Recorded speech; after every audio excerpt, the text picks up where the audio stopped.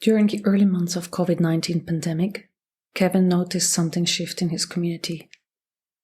People were mourning cancelled weddings, job losses, closed schools, and the growing death toll.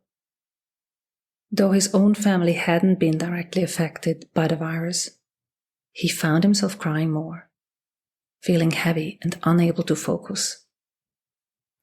When his local cafe closed permanently, a place that he had felt like a second home, he broke down. It wasn't just about the coffee shop. It was about everything. The loss of normalcy, shared rituals, and a collective sense of safety.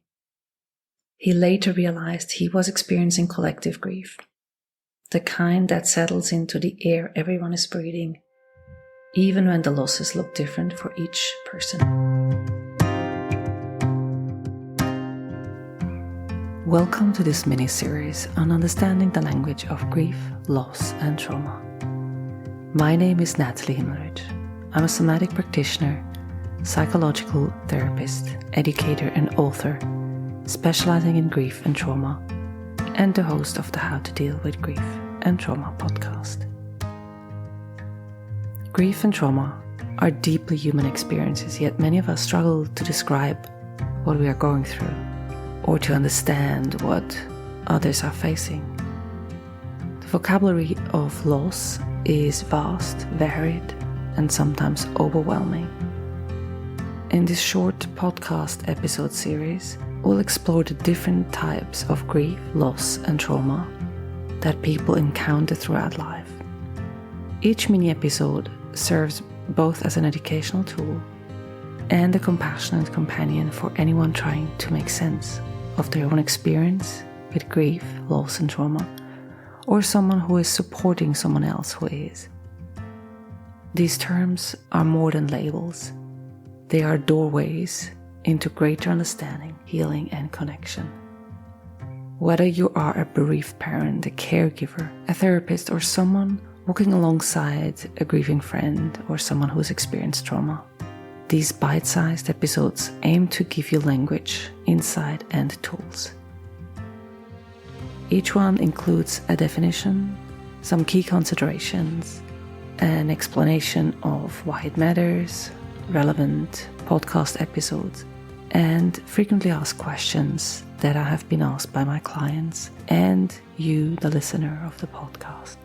And my answers are all grounded in both professional and lived experience. So let's begin. Collective grief refers to the emotional experience shared by a community, nation, or even global population in the response to a significant traumatic event or a widespread loss.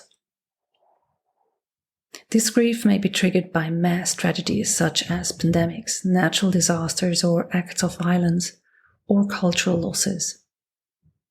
While each individual reacts differently to the collective, the atmosphere which is collectively experienced is saturated with mourning and disruption. Collective grief is powerful because it connects people through a shared emotional landscape.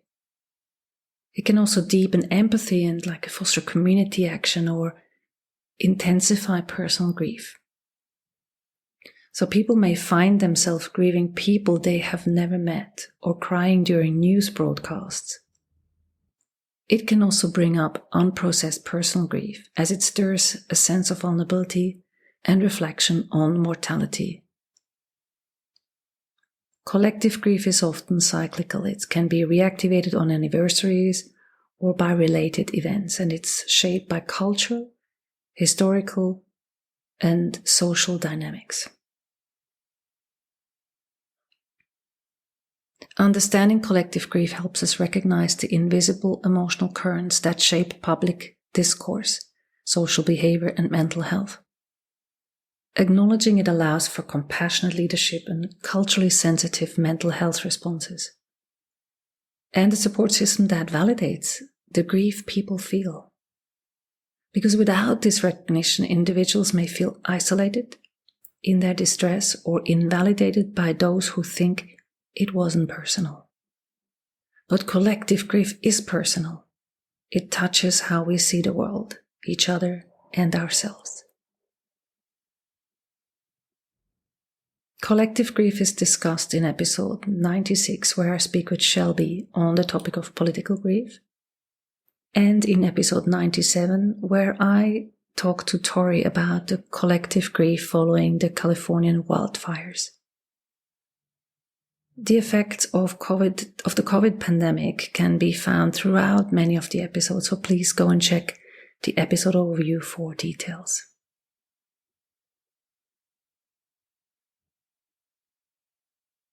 So here's the first question. Why does the world feel heavy? So you might be absorbing the emotional weight of collective grief, either through media, conversations, or the unspoken energy in your environment. It is very common to feel a sadness without a specific personal trigger. And so the follow-up question is, how do I cope? I might repeat some of the practices that are really helpful, which is engage in grounding practices such as community rituals, candle lighting, prayer, or public memorials. And importantly, limit your exposure to distressing media and seek out emotionally safe spaces. Can collective grief lead to burnout or compassion fatigue?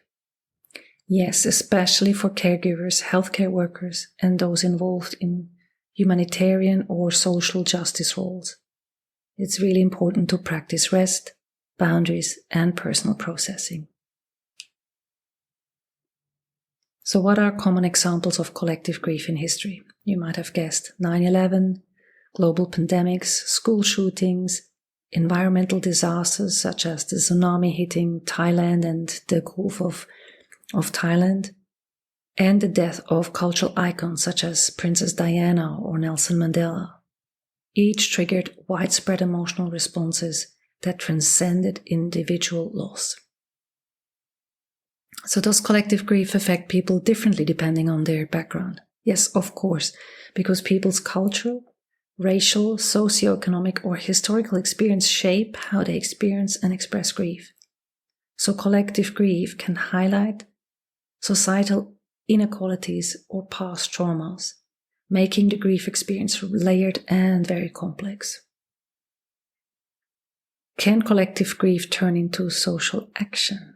Absolutely, I love that question, because shared mourning can lead to communal healing, activism, policy changes, and collective resilience. An example of that includes movement for justice, like remembrance days that have been created, or community-led initiatives that emerge after tragedy. The next topic I'm going to be covering is delayed grief. Stay tuned. I hope this episode has helped you feel more grounded in the language of loss, grief, or trauma, and maybe even offered you some clarity, validation, or insight into your own experience or the experience of someone you care about. Grief and trauma are deeply personal, yet universal.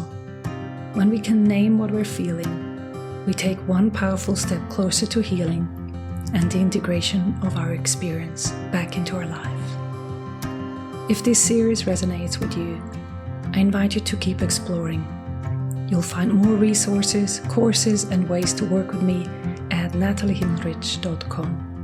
And of course, you're always welcome to revisit any of the episodes whenever you need a gentle reminder that you're not alone.